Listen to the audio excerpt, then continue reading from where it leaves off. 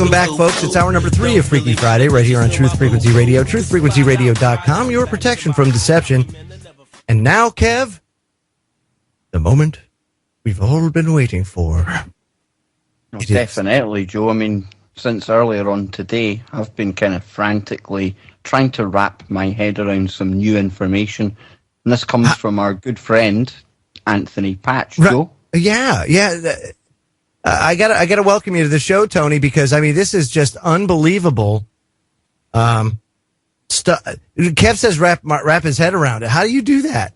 I don't understand. Something like this, the information that you're going to put out tonight, Tony, is just it defies any sort of. It makes my brain melt. Welcome to the show, by the way. Welcome, gentlemen, and I do thank you for inviting me back, and I have my stainless steel bucket next to me to scoop up my brains, because you guys always blow my mind as well. See, Kev? No, it's all Kev. I just make Kev's coffee. That's what I do. Well, I mean, Tony, I'll let you present the new information, but I mean, it was bad enough when we were talking about energy levels of 13 tera electron volts. And we have to get it across to the listeners tonight. When we say tera, we mean trillion. Now, you're going to hear about another value tonight, which is peta. And that is quadrillion. What? Exactly, Joe. So I think, Tony, it's best passing over to you at this point, because you're the one that kind of put this to me. I've put it out in an article. You've put it in a video. Hopefully the word is getting out there. But things have changed if this power level that you're talking about is correct. Yes, things are about to change dramatically, and yes, we have been operating under the assumption that the power levels later this year, when they begin colliding ions of lead, changing over from protons, was only going to max out at 14 tera electron volts, and that's what they've been putting out for public consumption.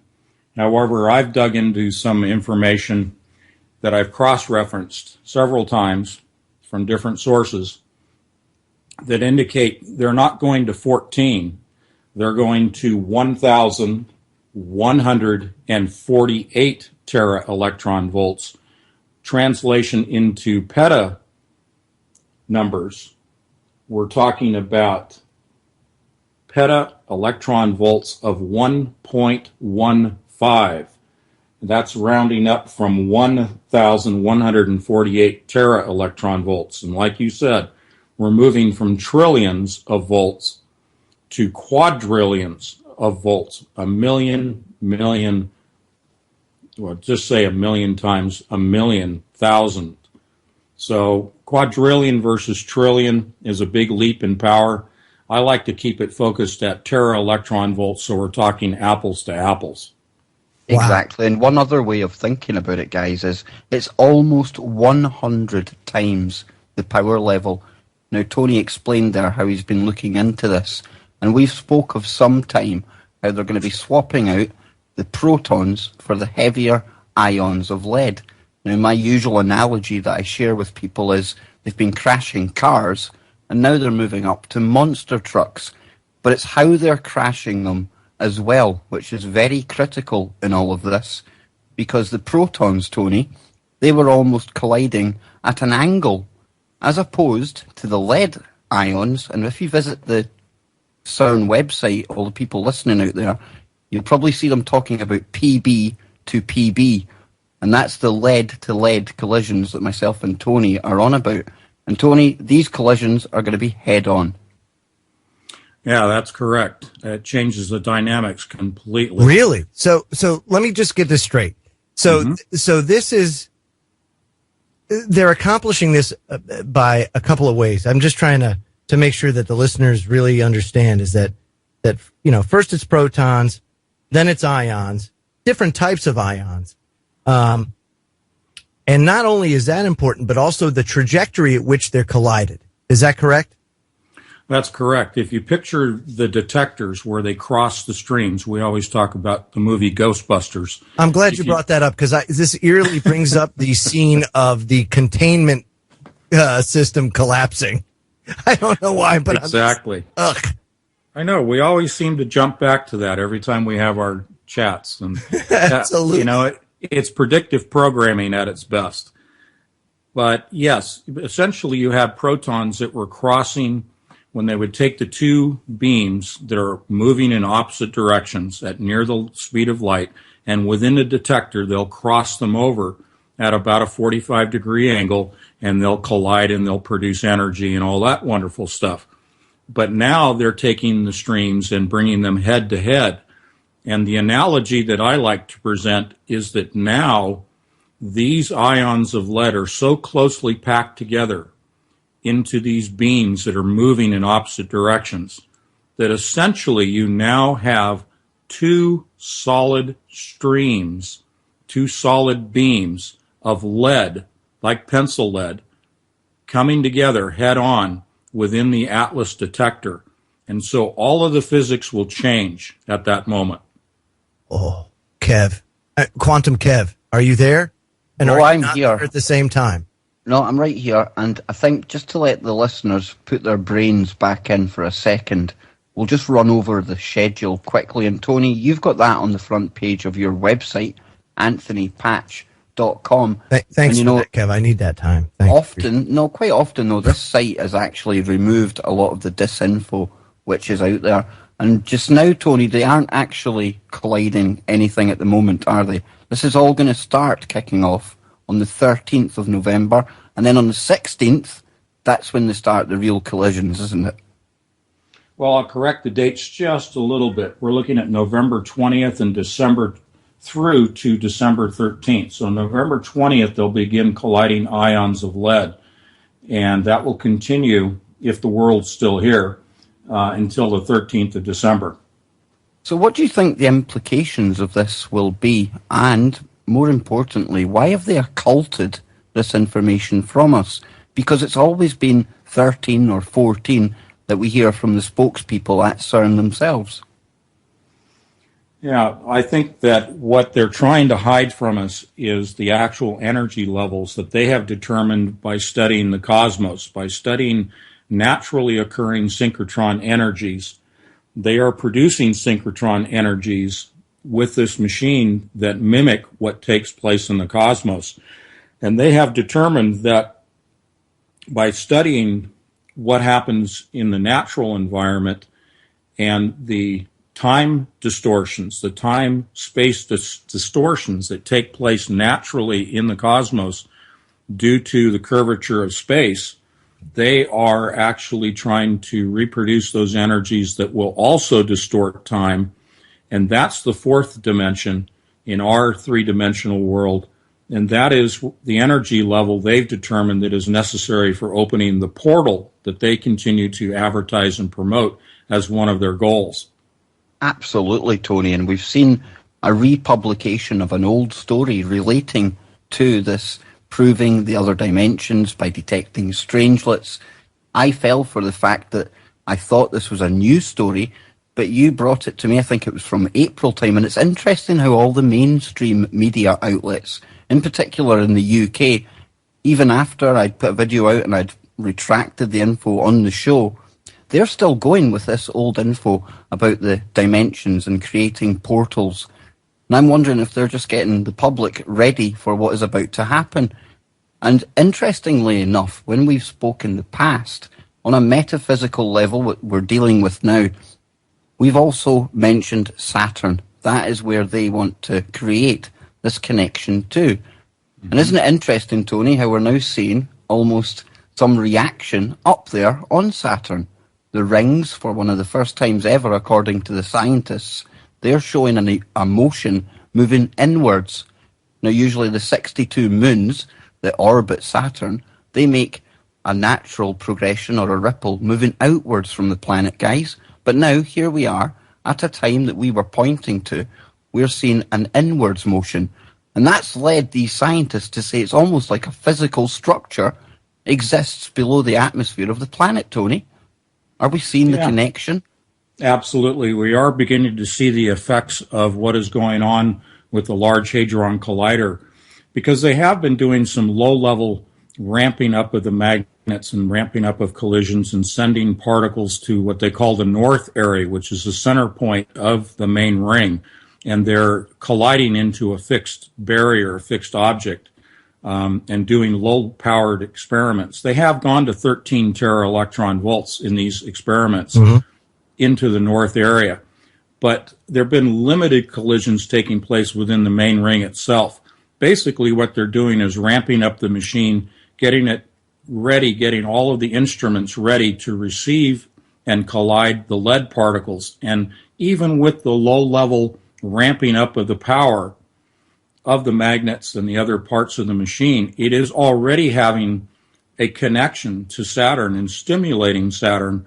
And this sounds completely bizarre, but when we see the actual physical instrumentation, the results of satellite instrumentation at Saturn, indicating these changes in vibration, changes in frequencies, and changes in gravity, the rings being affected and beginning to vibrate, and even in their estimation, possibly a solid core that is spinning once per day within the planet. That's a little off. I do believe that it's the Birkeland currents that we spoke of before that connect the North Pole to the southern pole of Saturn.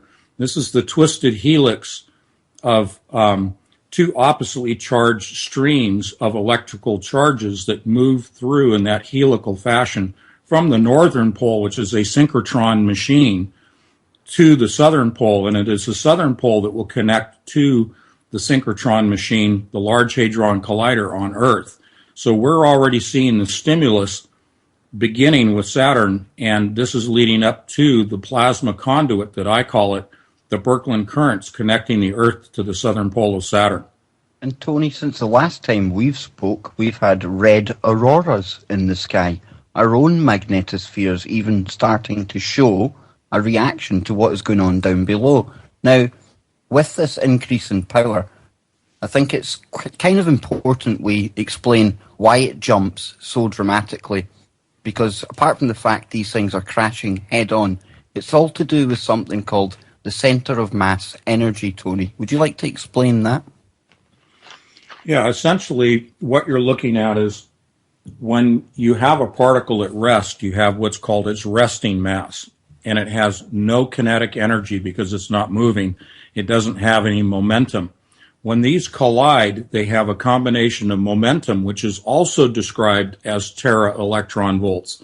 Tera-electron volts applies to 6 different categories of measurement and analysis. One of them happens to be momentum. The other, it applies to kinetic energy, which means an object that is in motion has inherent energy within it as part of its momentum. And when it strikes another object, it transfers that kinetic energy to that other object. When you do that in a head-to-head collision, naturally you can see that you have kinetic energy coming together and multiplying, but not just by the square, but by the 4, by a factor of 4. If you will, in a quantum way or a quaternary way, you have a multiplication by a factor of 4, a quantum leap in energy that is produced.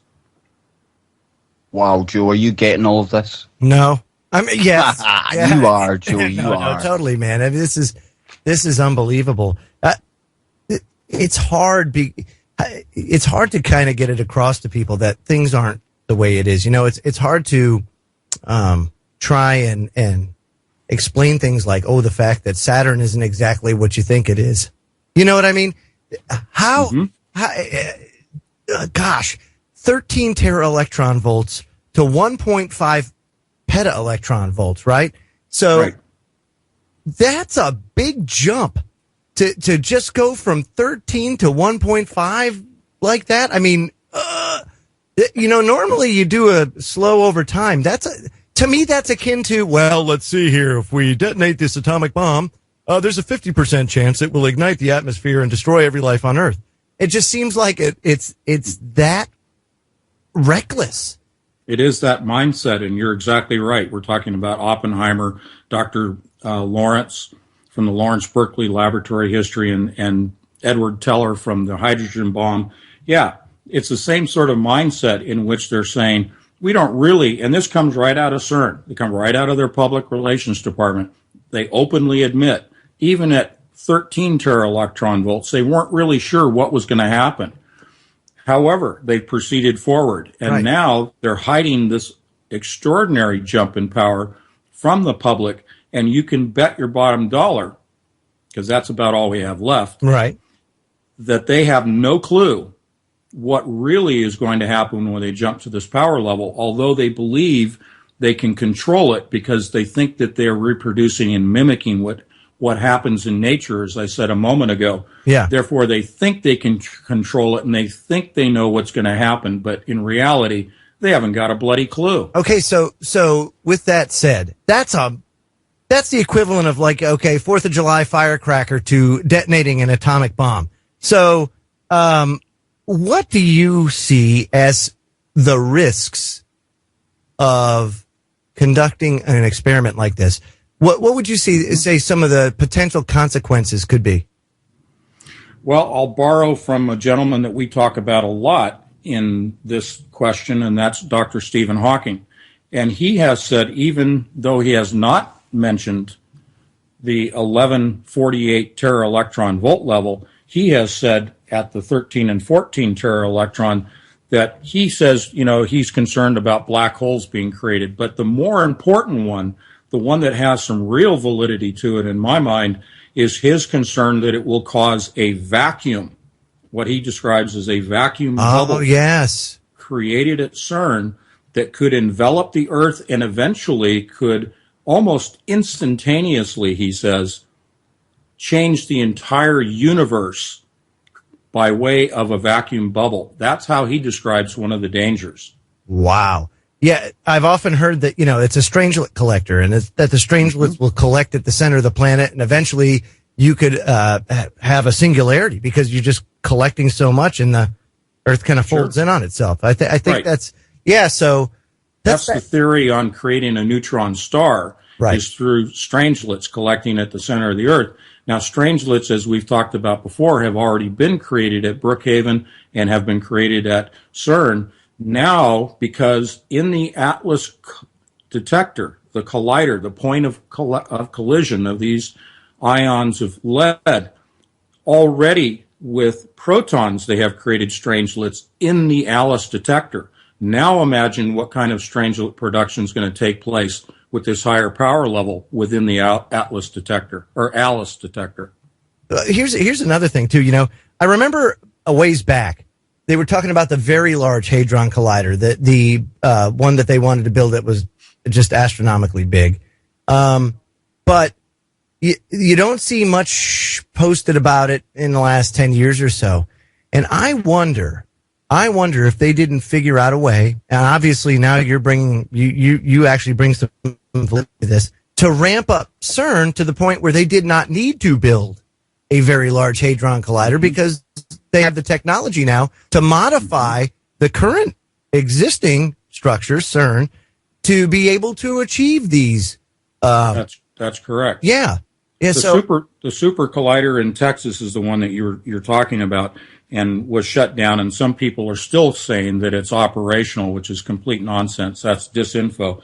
However, your statement is pretty much right on the mark. The information that I'm presenting today comes from two studies primarily, but I've corroborated it and cross-referenced it with many others. One was authored in 2008 out of the German institute. It was the Technische Universität Darmstadt. And this one actually was in 2011. There's another that predates that in 2008. My point in citing those two articles is the fact that back then, as far back as 2008, they were saying that the machine is designed from the get-go, from the beginning, to achieve this energy level that we're talking about today. Wow. So they knew this when they broke ground back in the 50s, that this could go on, but I'm sure that it would have probably, I almost look at it as being incrementally stepped up slowly to get people acclimated to this. And then all of a sudden, bam, they hit you with this. But by then it's too late, knowing full well that if it did come out that they were trying to achieve energy levels so high that there would probably be not just a backlash from, at this time, independent media, I don't think they could have imagined that there would have been this level of scrutiny back then, today, but right. But on the other hand, I would have to think that more of academia would probably object to achieving levels that high. Right. There would probably be a lot more backlash, I would think. Totally agree with your statement. I think that this has purposely been hidden so that there would not be that backlash from the general populations, but also from the scientific community, like Dr. Stephen Hawking.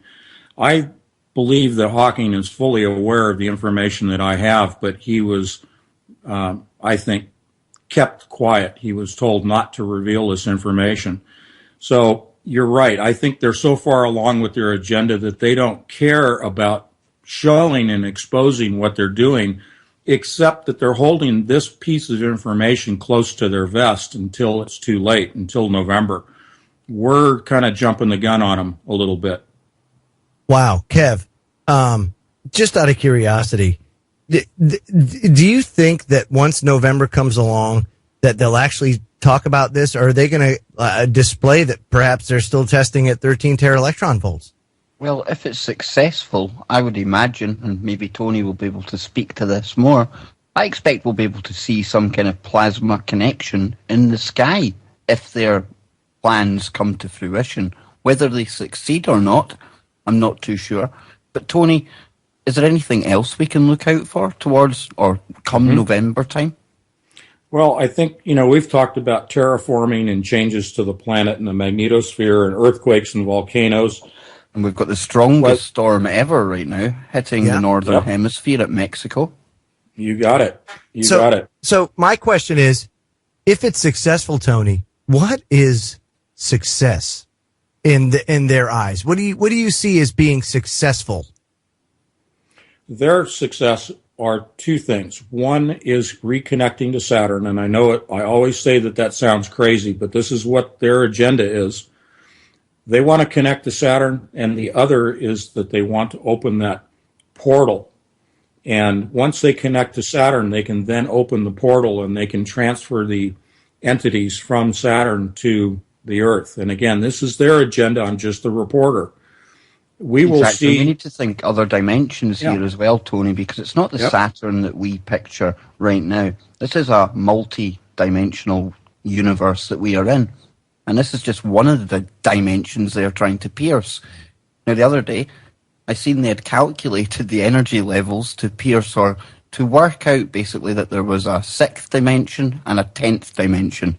Now, that just suggests they're going into one dimension for these beings. And this is where we have to factor in where it gets dangerous. And I just call it the machine for obvious reasons. But we have the quantum computer aspect to this. Yeah, the quantum computer, as we've talked about, already operates. It extracts its solutions from another dimension. And this is the quantum computer that will be facilitating the opening of the portal and then the maintenance, the maintaining of the opening of that portal. And this will also roll over into the New World Order system, the Mark of the Beast system, if you will, that will control everyone on the planet. And Tony, I watched the creator of that machine, and I can't remember his actual name right now, but he was describing the quantum state of this computer, and he was telling people to think of another dimension that is absolutely identical, down to the atomic level, with this one. But the only difference is the qubit that we have on this end. And this is the guy that created this machine. Again, they're not shy about sharing their information because their agenda is so far along. And the things that I have presented to you come directly from the manufacturer. This is not hyperbole on my part, making up things. Again, I'm just reporting the facts that I take right from the scientific journals. And if we just kind of break it down before we go to break, just where we are so far, we've got this massive jump in power. We've got lead ions instead of protons. They're now going to be crashing head-on instead of sideways glances, if you want to kind of think about it that way. Then we talked about a connection to Saturn on another dimension. And now that brings into the story the quantum computer. And after the break, we're going to explain to you how we get from the quantum computer to these beings, these entities, actually arriving here. How will that work? Right now, they can't exist on this plane because our frequency, it just does not suit them for whatever reason. So they need a host. And Joe, that's where we're going to go after the break. That's where you're going to go after the break. I've not melted, but you watched the presentation that I'm talking about, or we're going to talk about, by a certain nefarious character called Dr. Craig Ventnor. Oh my. Now, what a man this is. He's like a modern day, I don't know, Mengele or something. That's right. And that's where your character. That's where you're going after the break, because I'm going to be on Sitchin's Kitchen watching all the action on the dark side of the moon while you guys handle that. I'm all done. Absolutely. And of course, people, please visit Anthony's site at www.anthonypatch.com. This is the Truth Frequency Radio Network. We are TFR. Welcome back, everyone, to the final section of tonight's Freaky Friday. Hours 1 and 2, Jim Vieira and Hugh Newman joined us to talk about the Giants. And then we have been joined now in Hour 3 by Mr. Anthony Patch, www.anthonypatch.com. Now, before the break, I was kind of bringing us up to speed. We mentioned a guy called Dr. Craig Ventnor. Now, I'm going to drop in the chat Tony's latest article from his website, and I'll include it on the show notes for anyone listening to this later in the day. This is called In Silico DNA. Now, Tony, this is where we get into how bringing interdimensional beings onto this plane really can affect us, and how does this all come about? And you're the best man to explain this to the listeners who are craving this information right now. Well, this is an article that I wrote for Paranoia magazine for their issue that just came out. And this has to do with digitized DNA. I'll cut to the chase. Basically, what we're talking about here is the ability for what we would call spirits, spiritual or demonic entities from another dimension being able to travel into our dimension.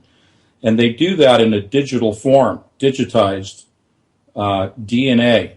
Now, this isn't made up. This is what you mentioned, Dr. Ventnor, his Human Longevity Institute in La Jolla, California, have demonstrated repeatedly and successfully that they can take DNA and digitize it, and they can transmit it through the cloud and reassemble that digital information using, we can call it a 3D printer, but it's a sequencer, to reassemble that digital information into actual living biological DNA that then begins to grow. Picture that happening from one dimension into our dimension, in which that DNA then begins to grow when it's re-sequenced, reassembled in our dimension. And so you have the ability to transfer digitally spirits through a dimensional portal into our realm and then begin to grow. And it doesn't even need to be into a host like a human or anything we recognize, Tony, because this Dr. Craig Ventnor, he cracked the human genome, published his own genetic kind of fingerprint online, and now he's carried on that research, heavily funded by the government, to the point where they can literally create anything. In the alternative media, we often laugh at the genetically modified experiments in the Crimeas of the spider goats, where we have goats that give off milk, but that basically contain the same things as the silk web inside a spider. Now, they can literally create any host they want, Tony. That's true. And so we can have a existing hybrid body that is devoid of a spirit that can receive that digital DNA, or you can start from the ground zero and begin to grow DNA from scratch and create a life form of whatever it is that's on the other side. I mean, Joe, this is literally a returning of fallen ones falling down to Earth via connection to a computer and then being printed into our reality. I know, that's crazy. So see, now that's a whole other twist on things.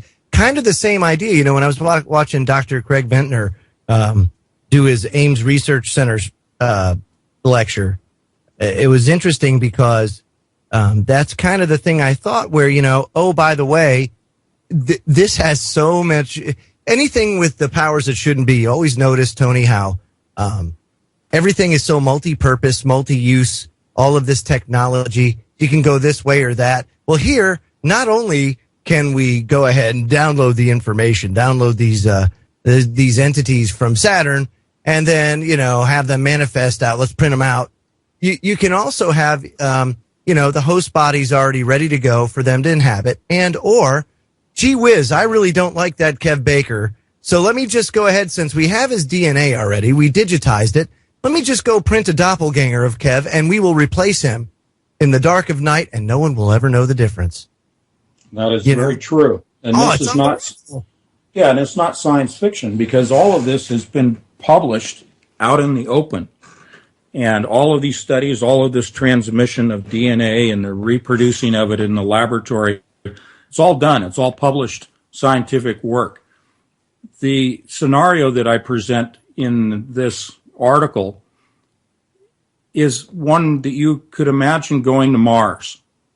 And instead of having a spaceship that has to take care of living humans all the way to Mars, you could send a very small spaceship to Mars with a resequencing reassembler machine, and that's only chip size. That's a computer chip-sized sequencer, and the raw materials, the 4 building blocks of DNA, to, let's say, Mars, and then send a digital signal comprised of digitized DNA that's been sequenced to Mars, to the assembler, and it begins to assemble DNA, and it begins to grow, and then eventually you have your astronauts standing on Mars. So you don't need to send people. You could even take it a step further than that and say, well, what's the Mars atmosphere like? Well, let's go in and modify the human genome so that the human being can live and thrive on Mars. And that is correct. And now you have your bona fide Martian. you know? Certainly do. Yeah. You certainly do. Now let's flip that around and talk about what may come through the portal that's going to be created by CERN. Okay. And what is going to come through and then want to live in our environment, our atmosphere. Well, that's where we come back to the terraforming that is underway already with this planet through Fukushima radiation, changes to the magnetosphere, changes to the weather, earthquakes releasing more sulfur. That's a whole nother discussion. Releasing more sulfur into the atmosphere. This is a terraforming for a new life form that is going to come through and need to be able to thrive in a different environment than ours. Wow. But of course, this is the funny thing is, it's all foretold. I kind of look at it like that. All this does is prove to me more and more that, wow, all this stuff is now coming to fruition. It can't be much longer. You look at this testing that's ramping up, and you want, is this the moment? Is this the moment when that event happens? And when it does happen, what's it going to be like? Or what do you envision, Tony, based on your research? These entities, what do you think they're going to manifest as? Well, as you know, I am a born-again Christian, and yes. Christ is my Savior, and, sure. The Holy Spirit. And so at the end of this article in Silico, I quote Revelation chapter 9, and there it talks about the opening of the abyss and what will be released. Demonic entities are described in Scripture as locusts and having breastplates of iron and this type of thing. Creatures that we have no ability to comprehend will be released from the bottomless pit. It says in Scripture that men's hearts will fail for what they behold. There is no way for us to wrap our head around what actually is going to be released from the abyss. No, absolutely. Revelation 9, 1-12. And Joe, the scientists at CERN, you can go and check this out on Google, whatever, My Search, whichever one you use. They even have pictures of them holding a key, and they're explaining how this is the key. And basically, we know now that this is the abyss. They're literally showing us that they're opening the gates to the abyss, and that is where CERN literally is built above. Yep. Right? No, you're absolutely right, Tony. I mean, it's built on the Temple of Apollo. Yep. It is. That's crazy. The worship of the sun god. and it is positioned over the doorway to the abyss. And it is a merging of the 200 fallen angels at Saturn with the entities that are in the abyss, and when they open the doorway, it fulfills Revelation. And that's the thing. How and who in their right mind, just out of curiosity, would want to do something like that? It boggles my mind, because in a way I have to think that they know what's down there, if you know what I mean. They know what they're doing. So why? For the love of God. They are suffering from the deception and the delusion that what they are doing is for the betterment of mankind, that these are benevolent entities that will solve all of the world's problems, in particular that they will be the benefactors of these benevolent entities and their technology, such that the elite, those in control, those power structure, will achieve immortality. Go back to Ventnor and talking about Human Longevity Institute, okay? They want and have bought into the grand lie from the Garden of Eden of ye shall be as gods, and that's what they believe they will accomplish. Yeah, it almost sounds akin to the police state here that we see in the United States, where, you have the local police playing the part of thugs, and they, of course, they're doing it for the state, and they think that, if we do the job for them, that when everything's locked down or whatever happens, that we'll be safe because we're on their side. But they don't understand that once you have no use, you ain't safe anymore. you know? And I think that's what these elitists are going to find out. These people that are actually running the show is that, that's what you think. But once you have fulfilled your purpose, you will be of little to no value to these entities. Agree with that scenario completely. Yeah, just to let amazing. You know, guys, the chat room are absolutely resonating with the conversation that you guys are having right now. It's like a bad Scooby-Doo episode. it really is, if you think about it, where like the villain is openly telling the plan and everything like that. And in the end, they're just totally floored and surprised that they were caught and foiled by those stupid kids, and that's really what this is all about, is that, you're being foiled. Yeah, we're exposing you, but at the same time, we're trying to tell you, look, stop, don't do this, because look what's going to happen. We know this. We've seen it on Scooby-Doo. Don't do this. It's a bad, bad ending. Well, it is. I think it's your mission and my mission, with the group of us that talk together, that we are trying to save people, and we are trying to show people that you need to get serious about which side you're going to choose. And my beliefs and my direction, so I won't belabor the point. But the issue here is that this is real and this is tangible. We're not making up a whole bunch of nonsense. We're not connecting dots that aren't there.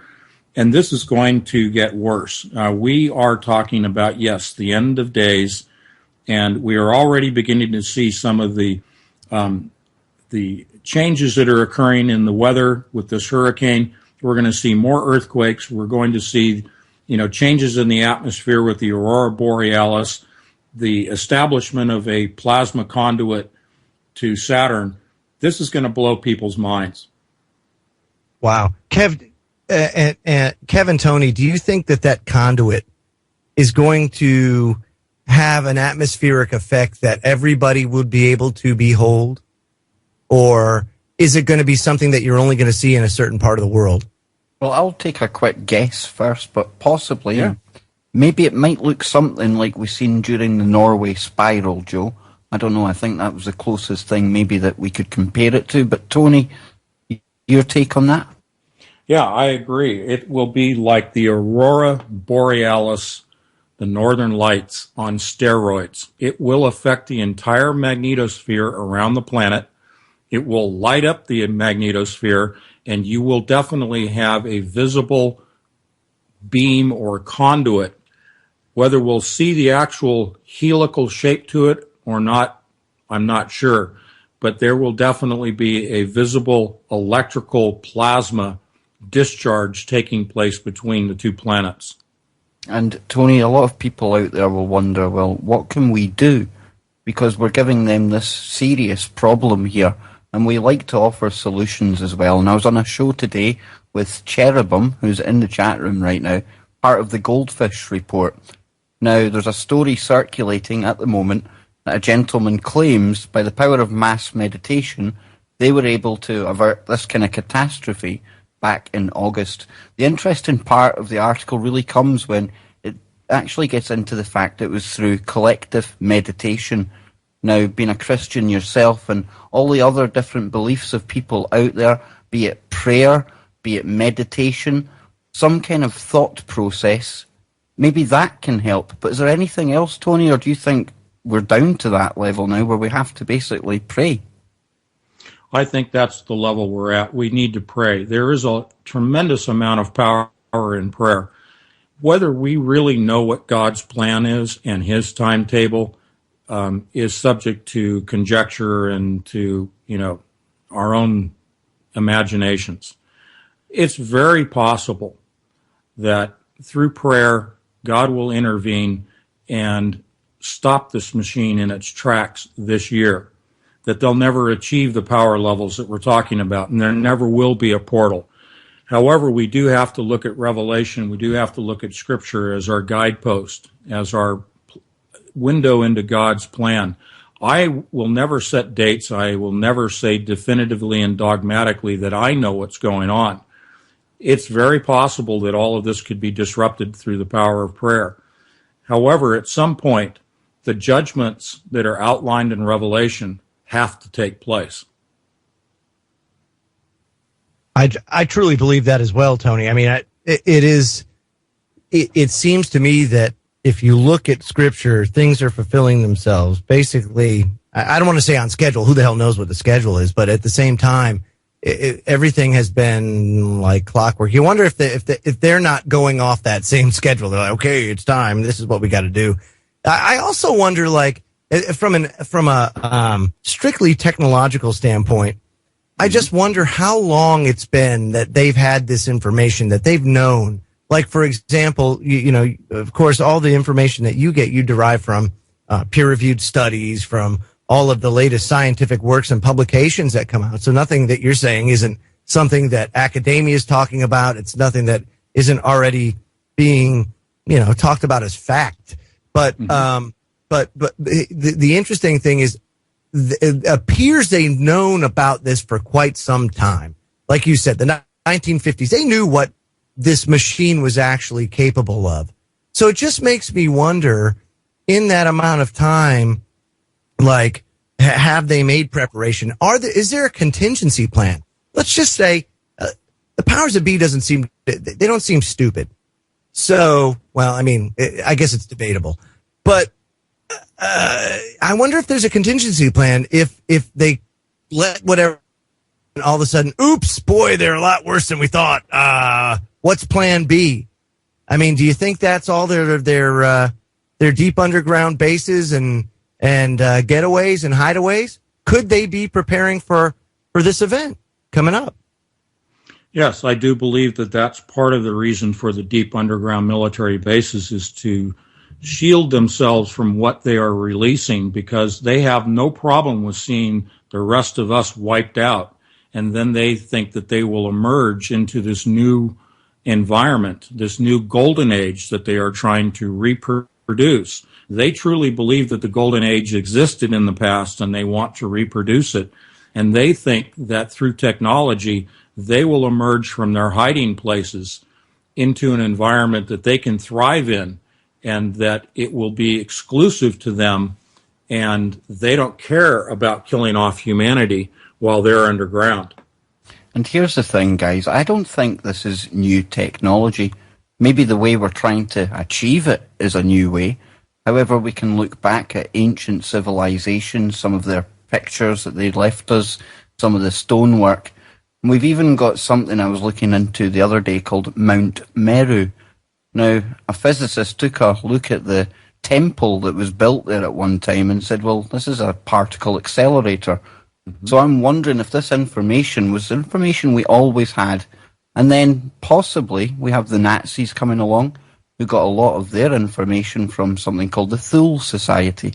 Now, they were talking to a breed of aliens, or a species of aliens called the Vril. And that's why we even seen Hitler taking a symbol like the swastika, bastardizing it, taking it from the good meaning it did have from ancient times, and then turning it into the image we all know it's synonymous with today.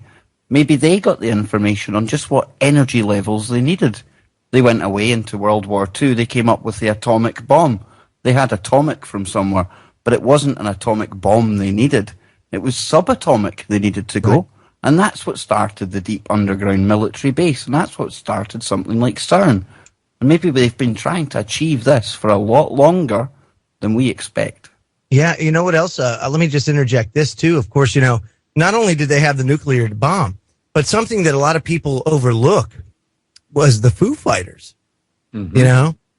These balls of mercury being spun at high speeds, and they would light up like little orbs of light and follow the bombers and mess with the engines and cut them out because of the type of electromagnetic energy that it produced. It's all about the spin, Joe. Yeah. So, I mean, the Nazis had access to knowledge that, I had no idea existed until just recently. See, Tony, that. It's all about the spin, isn't it, Tony?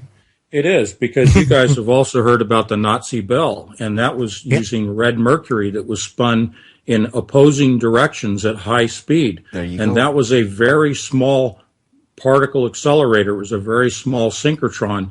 And the first group of physicists that were working on this were killed by the gamma rays, which are synchrotron energies along with X-rays, killed by the gamma rays emitted by the first successful test of the Nazi bell. So scaled up, the Nazi bell is really the Large Hadron Collider. Wow. Holy smokes. Yeah, that's crazy. But that throws in, remember that place we looked at one point, Joe, with the pyramid in South America? They discovered the deposits of mercury underneath.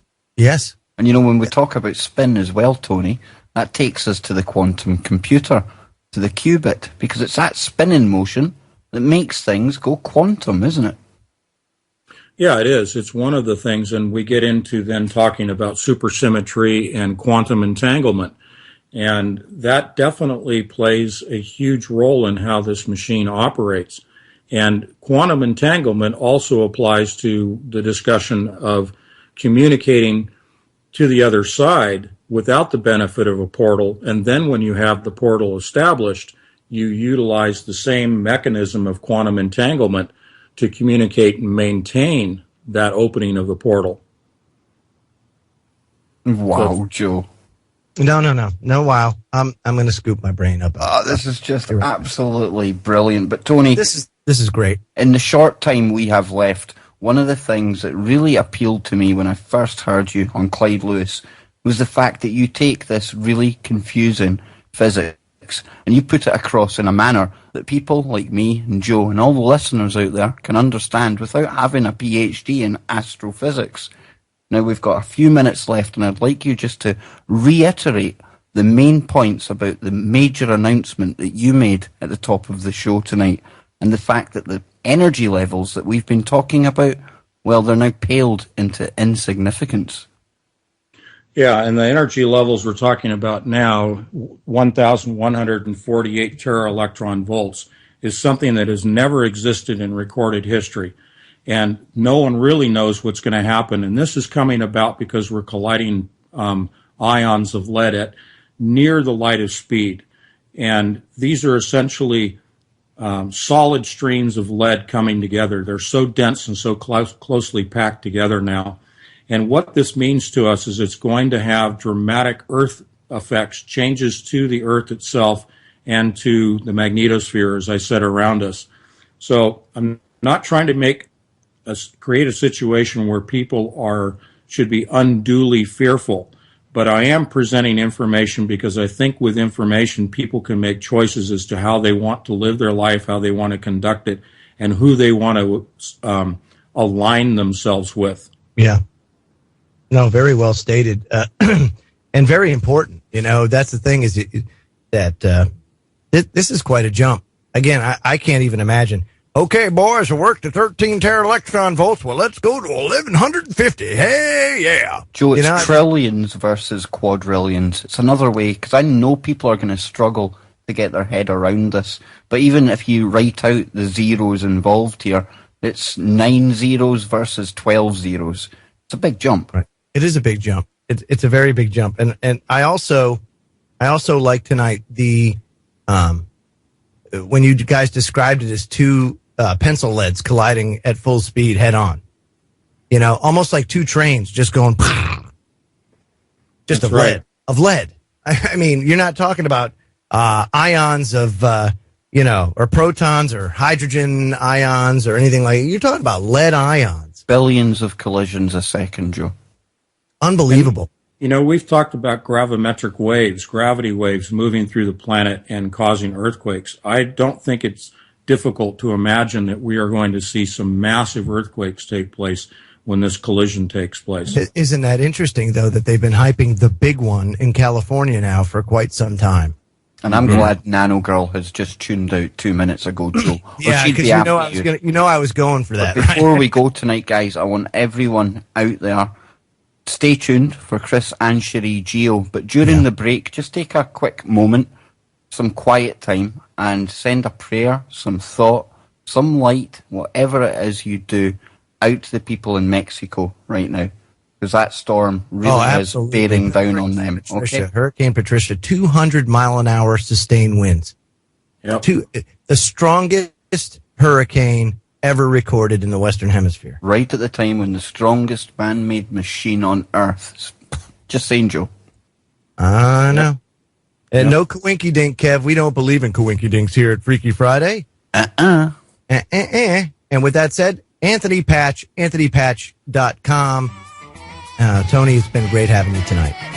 Thank you, gentlemen. I appreciate your invitation as always, and God bless you and everyone in the audience. Tony, my fellow geek, you will be back on the Kevin Show someday very, very soon. Thank you. Awesome. Chris and Cherie Geo coming up next, folks. Thank you for listening, and remember, wherever you are, make it TFR. Have a good night, everybody.